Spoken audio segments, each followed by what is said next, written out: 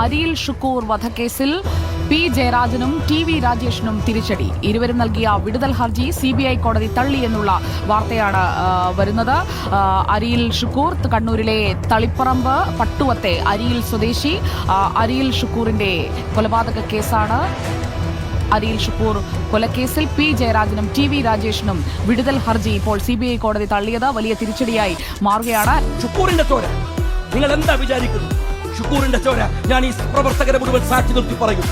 നിങ്ങൾ 2 സാക്ഷികളെ വിലക്ക് വാങ്ങി, 2 സാക്ഷികളെ നിങ്ങൾ വിലക്ക് വാങ്ങി. ഭീഷണിപ്പെടുത്തിയാകാം, പണം കൊടുത്താവാം, പക്ഷേ 2 അല്ല 10 സാക്ഷികളെ നിങ്ങൾ വിലക്ക് വാങ്ങിയാൽ ഒന്നുറപ്പിച്ചോ, ഞങ്ങളുടെ ചങ്കിൽ ചോരയുള്ള കാലത്തോളം ജയരാജനെ മനസ്സിൽ കുറിച്ചിട്ടോ, ഇന്ത്യ രാജ്യത്ത് കിട്ടാവുന്ന നിയമവ്യവസ്ഥയുടെ ഏതറ്റത്ത് പോകേണ്ടി വന്നാലും നിന്നെ നീ ചെയ്ത പാപത്തിന് ജയിലിലടക്കാതെ അവസാനിപ്പിക്കില്ല ഈ യുദ്ധം.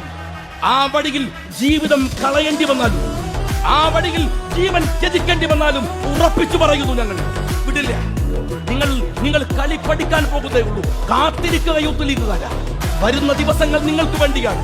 ഞങ്ങൾ ഈ രംഗത്ത് ചെയ്യാൻ പോകുന്നത് എന്താണോ ജയരാജൻ ഭയപ്പെടണ്ട. ഇരുട്ടിന്റെ മറവിൽ കത്തിയുമായി ഈ ഐഡിയൽ യൂത്ത് കോർ കാത്തിരിക്കില്ല. ഞങ്ങൾ കാത്തിരിക്കില്ല. ഞങ്ങൾ കാത്തിരിക്കുന്നത് നിയമത്തിന്റെ ഇടപെടലിലാണ്, നിയമത്തിന്റെ ഇടനാഴികളിലാണ്. അവിടെ കൊണ്ടുവരും ജയരാജനെ.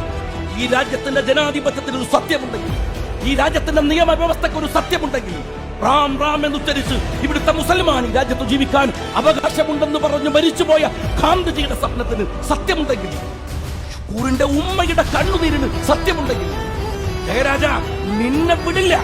അത് ഉറപ്പിച്ചോളൂ. അത് നിങ്ങൾ ഉറപ്പിച്ചോളൂ. ഞാൻ എന്റെ യൂത്ത് ലീഗ് പ്രവർത്തകർക്ക് ഉറപ്പ് തരികയാണ്.